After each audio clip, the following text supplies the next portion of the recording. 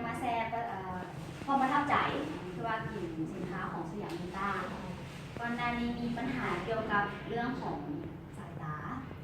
แต่ว่าตัวเองมีธุรกิจเกี่ยวกับออนไลน์แต่อยู่กับหน้าจอโทรศัพท์ตลอดเกือบว่าตลอดเวลาที่มือตาจะจับโทรศัพท์ตลอดหลายปีมาแล้วที่ติดโทรศัพท์มานะตะกี้กับเป็นคนที่มีปัญหาเรื่องสายตาคิดว่าเบิ่งเห็นดีแต่หลังๆมาเริ่มรู้สึกว่าตาเริ่มมัวเบิ่งหน้าคนนี้ก็เริ่มบ่ชัดแหละแล้วก็ขับรถตอนกลางคืนจะเห็นแสงไฟแบบแตกๆจะทรมานที่สุดเลยตอนกลางคืนขับรถจึงว่าหลังจากมาฮู้จักกับผลิตภัณฑ์ของสยามนิต้ากับกลิ่นมาถ้าคิดกับโบคิดว่าสีเอามากินให้มาแก้เรื่องของสายตาอยากกินลองเบิ่งว่าสิมันสิเห็นผลตัวไหนนะแต่ประทับใจสุดมันเฮ็ดให้สัตว์เดี๋ยวนี้เราแม่นกินประมาณ2 เดือนกว่าที่กินทุกมื้อตอนนี้คือรู้สึกว่าสายตาดีขึ้นหลายเลยคือว่าเห็นแจ้งขึ้นขับรถกลางคืนก็สบายเลยจากแต่ก่อนคือขับไปอยากให้ไปนำเพราะว่ามันบ่เห็นต้องแบบตรงนี้นี่แต่เบื้องเลยต้องขับซ่าๆไปกลางคืนนะเดี๋ยวนี้คือสบายเลย อันนี้ก็คือเป็นความประทับใจอีกอันนึงและอีกตัวนึงคือ เรื่องของข้อขาหนึ่งเป็นคนมีปัญหาเกี่ยวกับข้อหัวเข่าตั้งแต่สมัยเรียนกับ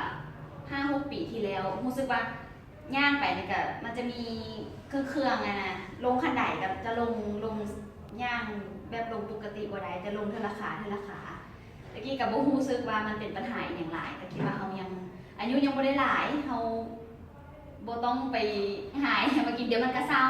แต่ว่าปรากฏว่า6-7 ปีผ่านมาก็ยังบ่เศร้ามันก็ยังเครื่องอยู่หั่นแล้วมากินซุปเปอร์โฟร์แลกใส่อาทิตย์ทำอิฐที่กิน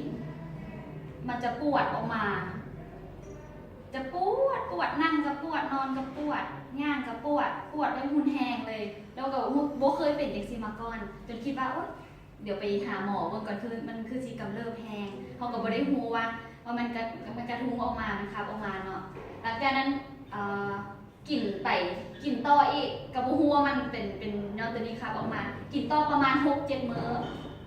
เศร้าแบบหายขาดไปเลย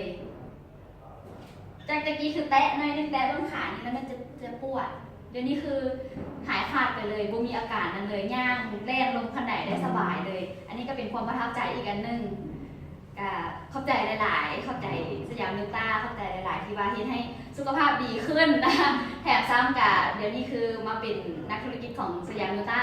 เต็มตัว 100% แล้วก็เข้าใจรายได้เพิ่มขึ้นนำอีกเข้าใจหลายๆ